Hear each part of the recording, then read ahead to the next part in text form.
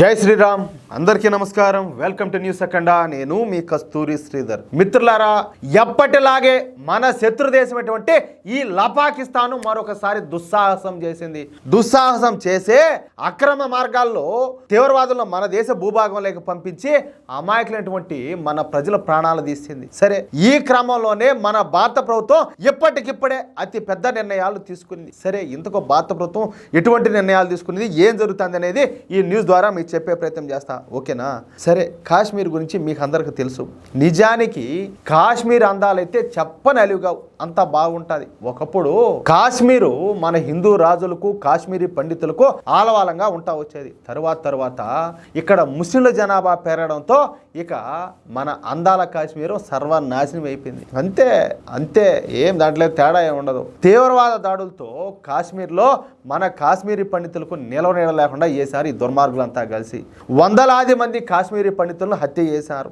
గత 4 దశాబ్దాల నుంచి ఈ కాశ్మీరు రావణ కాష్టంలాగా రగులుతానే ఉన్నది. అందుకు కారణం పాకిస్తాన్ అయితే, రెండో కారణం కాశ్మీర్లో ఉన్నటువంటి జిహాదీలు. సేమ్ టు సేమ్, తేడానే లే. కాదంటే సరిహద్దుకు వాళ్ళు ఆవతలు ఉంటారు, వీళ్ళు యువతలు ఉంటారు. అట్టా పాకిస్తాన్ నుంచి వచ్చేటటువంటి తీవ్రవాదులకు ఈ కాశ్మీర్లో ఉన్నటువంటి జిహాదీలు ఆశ్రయం ఇస్తా వాళ్ళను ఓరపందులు మేపినట్టు మేపుతా ఉన్నారు. అంతేకాకుండా తీవ్రవాదులకు ఆయుధాలను అందించడం, మందుగుండు సప్లై చేయడం అంటే బ్రోకర్ పనులు కూడా చేస్తా ఉన్నారు. సరే, ఇప్పుడు అదంతా కూడా అనవసరం. నిన్న ఈ కాశ్మీర్లోని అనంతనాగ్ జిల్లాలో పహల్గాం ప్రాంతంలో ఈ పాకిస్తాన్ తీవ్రవాదులు దాడులు తెగబడిన సంగతి మీకు అందరికి కూడా తెలిసిందే. చెప్పాలంటే ఈ రోజు అంతా కూడా వరుస పెట్టి నేను ఈ న్యూసే చేస్తా ఉన్నా. ఏ మాత్రం అప్డేట్ వచ్చినా కూడా ఎప్పటికప్పుడు మీకు అందించే ప్రయత్నం చేస్తానే ఉన్నా. సరే, అక్కడ ఏం జరిగిందయ్యా అంటే, ఎవరైతే అక్కడికి టూరిస్టులు పోయారో వాళ్ళలో ఉన్నటువంటి ముస్లింలను పక్కకు తప్పించి కేవలం హిందువుల మీదనే ఈ తీవ్రవాదులు కాల్పులు జరిపినారు. ఈ కాల్పుల్లో 26 మంది మరణించగా మరొక 50 మంది వరకు గాయపడినారు. దీంతో సౌదీ అరేబియాలో ఉన్నటువంటి మన ప్రధాని నరేంద్ర మోడీ గారు అర్ధాంతరంగా ఆ పర్యటన రద్దు చేసుకొని మళ్ళీ తిరిగి భారతదేశానికి అయితే వచ్చేసారు. భారత్కు వచ్చి రాగానే ఎయిర్పోర్ట్ లోనే మన అజిత్ దోవల్ గారిని, అలాగే జయశంకర్ గారిని, అలాగే అత్యున్నత స్థాయి అధికారులతో కలిసి చర్చలు అయితే జరిపినారు. ఈ చర్చల్లో ఇప్పటికిప్పుడు ఆన్ ద స్పాట్ లో 5 కీలకమైనటువంటి నిర్ణయాలు తీసుకునేట్టు తెలుస్తుంది. అవేంటి అనేది ఇప్పుడు మీకు చెప్పే ప్రయత్నం చేస్తా. ఓకేనా? మొదటగా వచ్చేసి పాకిస్తాన్ లో ఉన్నటువంటి భారతీయ రాయబారిని ఇమ్మీడియట్ గా వెనక్కి పిలిపించడం, అలాగే భారతదేశంలో ఉన్నటువంటి పాకిస్తాన్ రాయబారిని ఇమ్మీడియట్ గా పాకిస్తాన్ కు పారదోళం, అంటే తరివేయడం. చెప్పాలంటే అంటే వాళ్లకు మనకు ఇంకా సంబంధాలు అనేవి ఉండకూడదు.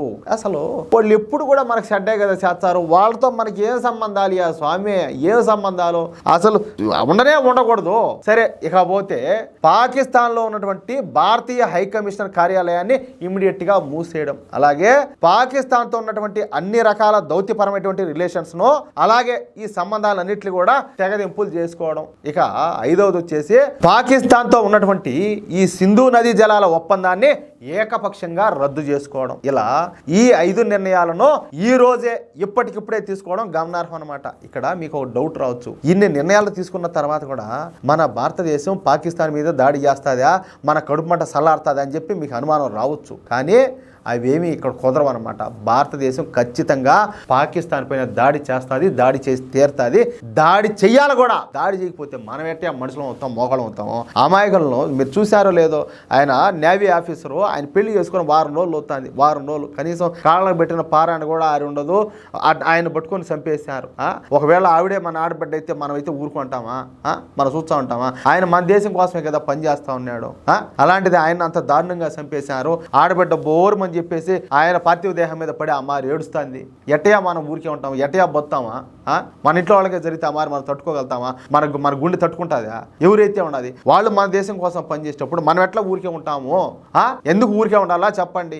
కాదులే, మళ్ళా చెప్తున్నా, ఉగ్రవాదానికి మతం లేదంటారు. ఉండేది ఎండేది ఏంది? ఎండేది అది కనపడేది ఏందంటాలే? వాళ్ళ పేర్లు చూసినాయ్యే, వాళ్ళు చేసిన పనులు చూసినాయ్యే, మళ్ళా ఉగ్రవాదానికి మతం లేదంటారు.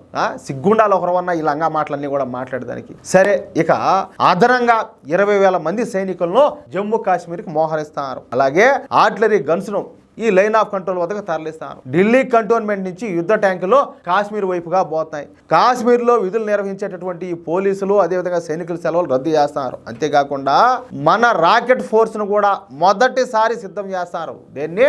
రాకెట్ ఫోర్స్ను. నేను ఇక్కడ ఒక మాట చెప్తా.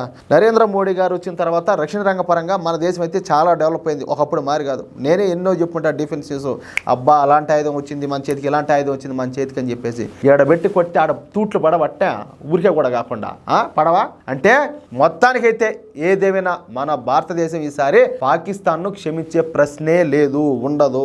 పాకిస్తాన్ పైన ఈసారి మన భారత్ తీవ్ర స్థాయిలో అయితే దాడి చేయబోతుంది. దీన్ని ఎవరు కూడా ఆపలేరు, ఏ శక్తి కూడా ఆపలేదు. సరే, ఇది ఇలా ఉండగానే కాసేపటి క్రితమే త్రివిధ దళాధిపతులతో భేటైనటువంటి అనంతరం డిఫెన్స్ మినిస్టర్ అటువంటి రాజ్నాథ్ సింగ్ గారు మీడియాతో మాట్లాడతా భారతదేశాన్ని ఎవరు కూడా భయపెట్టలేరు, ప్రపంచమే ఆశ్చర్యపోయేలా, ఎలా ప్రపంచమే ఆశ్చర్యపోయేలా ఖచ్చితంగా జవాబు అయితే ఇస్తాం, ఒక్క దోషిని కూడా విడిచిపెట్టే ప్రశ్నే లేదని, ఎక్కడ నక్కినా కూడా వెతికి పట్టుకుంటామని చెప్పేసి రాజ్నాథ్ సింగ్ గారు స్పష్టం చేశారు. ఆయన చెప్పే మాటల్లోనే అర్థమవుతుంది తీవ్రత అనేది ఇంకా ఏ స్థాయిలో ఉండబోతుందో అని. సరే, ఉగ్రవాదాన్ని తుదముట్టించాలనేదే భారత నినాదం అనేసి రాజ్నాథ్ సింగ్ గారు మరోసారి స్పష్టం చేశారు. చూద్దాం ఏం జరుగుతుందో.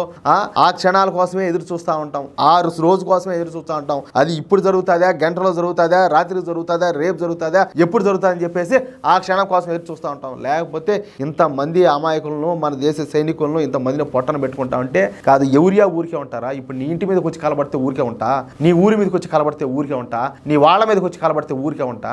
మరి మన దేశ ప్రజలు అంటే ఎవరు? మనము చిన్నప్పుడు చదువుకునేటప్పుడు భారతీయులంతా నా సహోదరులు ఏమే అని చెప్పి రకరకాలుగా మన ప్రమాణాలు చేస్తామే. నేను నా దేశాన్ని ప్రేమిస్తున్నాను అని చెప్పా అంటే అవన్నీ డూప్లికేటేనా? మరి అలాంటప్పుడు మన దేశాన్ని మనం ప్రేమించేటట్లయితే ఇక్కడ ఉన్న వాళ్ళంతా కూడా మన అన్నదమ్ములు, మన అక్క చెల్లెళ్ళు అయితే మరి అక్కడ చనిపోయింది ఎవరు? వాళ్ళు మనోళ్లే కదా, అవునా కదా? మరి మనం ఎట్లా ఊరికే ఉండాలా? ఖచ్చితంగా ప్రతీకారం అనేది మామూలుగా ఉండకూడదు, మామూలుగా అయితే ఉండకూడదు. చెప్పినా కదా, ఆ శబ్దం అనేది ప్రపంచం అంతా కూడా వినపడాలా, చెవులు మూసుకోవాలా తట్టుకోలేక, ఆ స్థాయిలో ఉండాలా. అది కథ. మిత్రులారా, ఖచ్చితంగా ఈ న్యూస్ నలుగురికి షేర్ చేయండి. అదేవిధంగా ప్రతి ఒక్కరు కూడా మీ యొక్క అమూల్యమైన అభిప్రాయంలో ఖచ్చితంగా కామెంట్ చేయండి. ఇంకో విషయం ఏంటంటే, ఇంతవరకు మీరు కనుక మన ఛానల్ను సబ్స్క్రైబ్ చేసుకున్నట్లయితే ఇటువంటి మరెన్నో అప్డేట్ల కోసం ఖచ్చితంగా మన ఛానల్ సబ్స్క్రైబ్ చేసుకోండి, సపోర్ట్ చేయండి ప్లీజ్. జై శ్రీరామ్, జై హింద్.